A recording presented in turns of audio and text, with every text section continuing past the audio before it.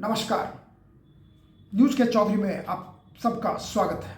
मैं वीरेंद्र चौधरी एक बार फिर से आपके सामने हाजिर हूं एक नए सवाल के साथ। सवाल यह है, क्या भारतीय क्रिकेटर मोहम्मद शमी अपराधी हैं?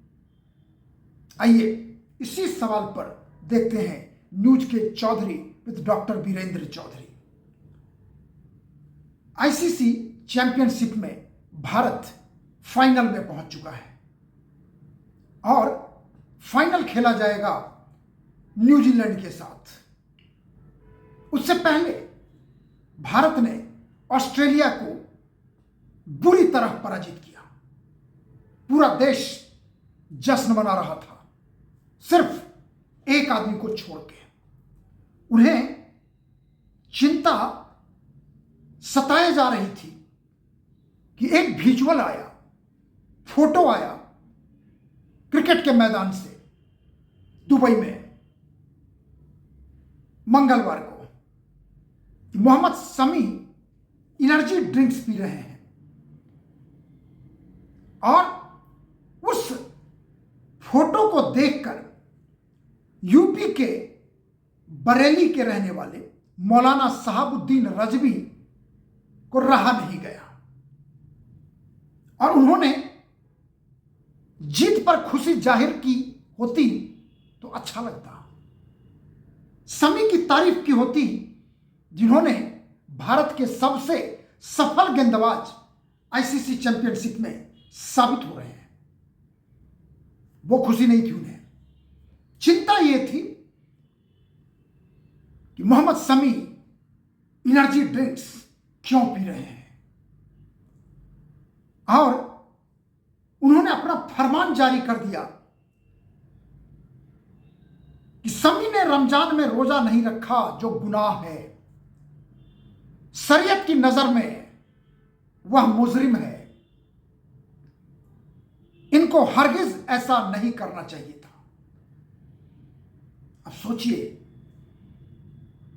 पूरा देश, पूरा भारत सेमीफाइनल के जीत पे जश्न मना रहा है। मोहम्मद शमी के 3 विकेट पर जश्न मना रहा है। धूल चटा दी ऑस्ट्रेलिया की। और ये रजवी साहब परेशान हैं कि उसने एनर्जी ड्रिंक्स क्यों पिया। मैं आपको सुनाऊंगा, उन्हीं की बात सुनिए, वो क्या कह रहे हैं। बेहतर होगा उनकी आवाज में। नमाज रोज़ इस्लाम के फराइज अरकानों में से जो फर्ज रुकन है उनमें तौहीद, नमाज, रोज़ा, हज और ज़कात है। इनमें से अहमुल फर्ज एक फर्ज रोज़ा है। उस रोज़े को इस्लाम ने अपने तमाम अनुयायियों पर फर्ज करार दिया। अगर कोई भी आकिली बालिग मर्द और औरत सेहतमंद अगर वो रोज़ा नहीं रखता है तो फिर वो गुनाह अजीम का शिकार होगा और उससे खुदा की बारगाह में कोशिश होगी, पूछगछ होगी। हिंदुस्तान की एक मशहूर क्रिकेट शख्सियत मोहम्मद शमी साहब हैं। उन्होंने क्रिकेट के दरमियान पानी पिया या कुछ और चीज पी। तमाम लोग उनको देख रहे थे और इस दरमियान जब वो खेल रहे हैं तो इसका मतलब वो सेहतमंद हैं, तंदुरुस्त हैं, तवाना हैं। अब ऐसी कंडीशन में उन्होंने रोजा नहीं रखा और रोजा न रख करके फिर उन्होंने पानी भी पिया। दुनिया ने देखा उनको पानी पीते हुए, तो एक उनके जरिए से एक गलत पैगाम आवाम में गया और रोजा न रख करके उन्होंने गुनाह का काम किया। तो उनको ऐसा नहीं करना चाहिए और वो शरीयत की नजर में वो मुजरिम हैं और गुनहगार हैं। खुदा के यहां उनको जवाबदेह होना पड़ेगा। सुना आपने, ये जो रजवी साहब हैं उनका कहना है। मैं आपको उनके स्टेटमेंट जो आपने सुना फिर से मैं रिपीट करता हूं। शरीयत के नियमों का पालन करना सभी की जिम्मेदारी है। इस्लाम में रोजा रखना फर्ज है। अगर कोई व्यक्ति जानबूझकर रोजा नहीं रखता तो वह इस्लामिक कानून के अनुसार गुनहगार माना जाता है। क्रिकेट खेलना बुरा नहीं है, लेकिन धार्मिक जिम्मेदारियों को भी निभाना चाहिए। मैं हिदायत देता हूं कि सभी शरीयत के नियमों का पालन करें और अपने धर्म के प्रति जिम्मेदार बने। और वह क्रिमिनल है और उसके बाद पूरे देश में इस पर प्रतिक्रिया आने लगी कि एक खिलाड़ी जो अपने देश के झंडे को उठा के सर पे लगा रखा है कि देश को जिताना है, कप लाना है, जहां पर राष्ट्र उसके सामने है, तिरंगा उसके सामने है, इंडिया कैप उसके सामने है, जो फास्ट बॉलर होगा वो यदि फास्टिंग रखेगा तो आप अंदाजा लगा सकते हैं। लेकिन इन्हें उसकी फिक्र नहीं थी। तंदुरुस्त हैं, यानी वो बीमार होते तो ही खुश होते मौलाना साहब।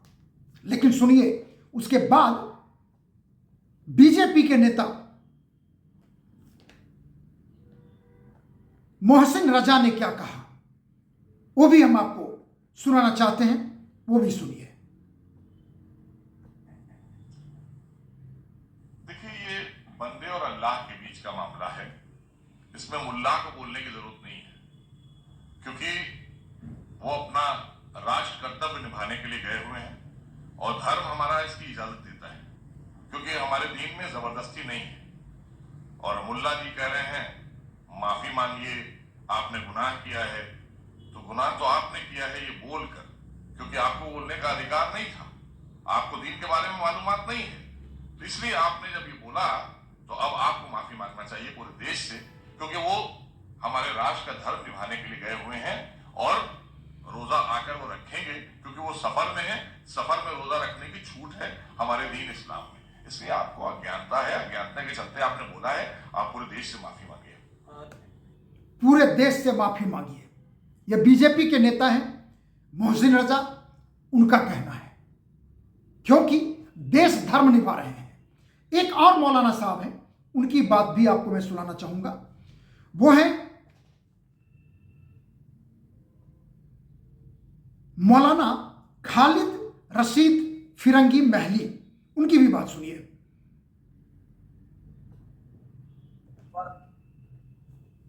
I think it's compulsory for all the Muslims to observe Roza, especially in the month of Ramadan. And similarly, Allah has very clearly mentioned in the Quran that if someone is on a journey or is not well, he or she has the option not to observe Roza. And in the case of Muhammad Shami, you all know that he is on a tour. So he is on a journey, so he has the option so that he might not observe Roza, and he is doing the same. So I and you are nobody to raise a finger against anyone, especially in such personal matters. But it is compulsory for. देखिए, फिरंगी महली ने साफ साफ कहा कि जब ये यात्रा पर हैं तो इस तरह का कानून पे लागू नहीं होता। लेकिन यहां पर मेरा सवाल है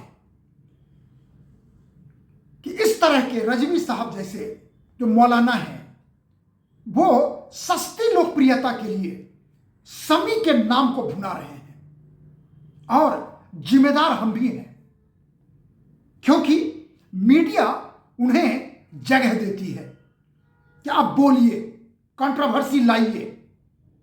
नहीं तो मुझे नहीं लगता कि यदि मौलाना रजवी से कोई ये बात पूछा होता तो जवाब देते, लेकिन पर्पसली उनसे पूछा गया और उन्होंने फायदा उठाया।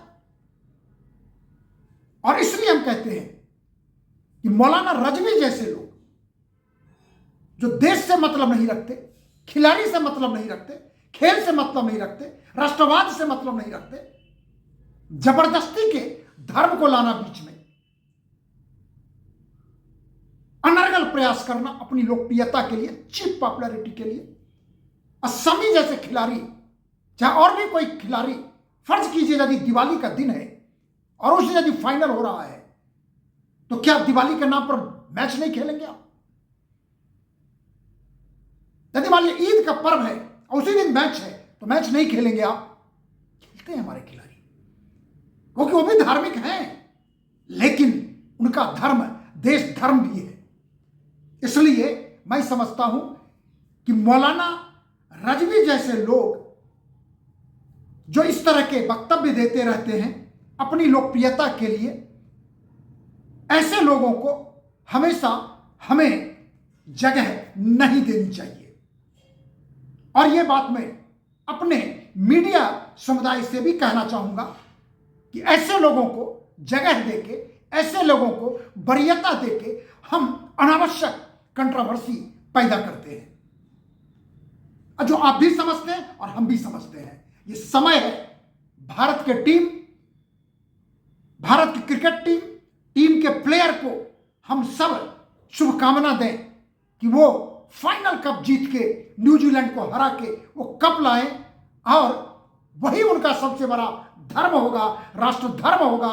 और मैं समझता हूं कोई भी भगवान होंगे उन पे आशीर्वाद ही देंगे कि अपने देश के लिए वो कप जीत के ला रहे हैं। इससे बड़ा धर्म और क्या हो सकता है? आखिर में यदि आपको यह कार्यक्रम अच्छा लगता है तो इसे आप लाइक करें, शेयर करें, और जो कुछ कहना चाहते हैं तो कमेंट सेक्शन में जाकर अपनी बात जरूर लिखें। और आखिर में एक निवेदन है, मेरे YouTube चैनल को आप जरूर सब्सक्राइब कीजिए, क्योंकि आपके बिना हम अपनी बात साझा नहीं कर पाएंगे। बहुत बहुत धन्यवाद।